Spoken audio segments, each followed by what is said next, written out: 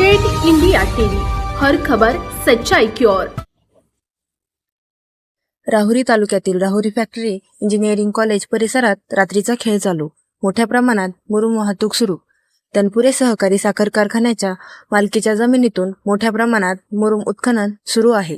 राहुरी तालुक्यातील Rahuri factory engineering college येथील खेळाच्या मैदानावरील मुलांना खेळण्यासाठी केलेले क्रिकेट पिच मुरुम माफियांकडून उत्खनन झाले आहे। तसेच मैदानाशेजारी असलेल्या मोकळ्या क्षेत्रातील मुरुम मोठ्या प्रमाणात उत्खनन केलं असून शाळेतील मुलांना जाण्यासाठी व येण्यासाठी याच मैदानाचा वापर होत होता।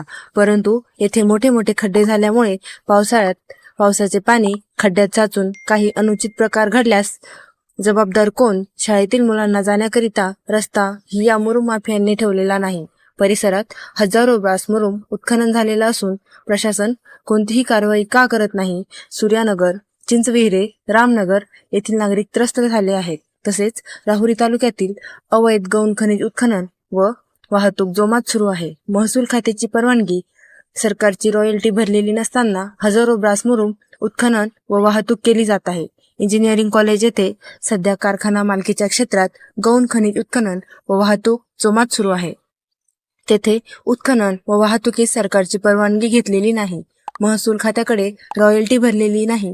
हजारो ब्रास मुरुम उचलण्यात आला आहे। लाखो रुपयांचा महसूल बुडवून गौण खनिजांची चोरी सुरू आहे।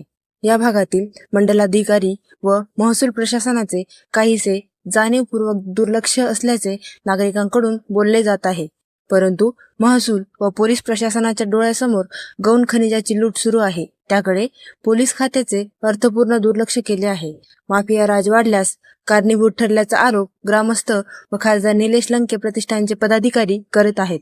मुरुम उत्खनन झालेल्या ठिकाणांचे पंचनामे करून महसूल खात्यातर्फे संबंधित गौण खनिज माफियांवर कायदेशीर व दंडात्मक कारवाई करावी अशी मागणी ग्रामस्थ व खासदार निलेश लंके प्रतिष्ठानचे पदाधिकारी, खासदार लंके साहेब तसेच जिल्हाधिकारी यांच्याकडे करण्यात असल्याची माहिती आमच्या प्रतिनिधींना दिली आहे।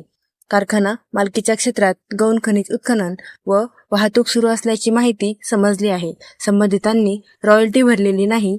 मुरुम व उत्खनन व वाहतुकीची परवानगी घेतलेली नाही।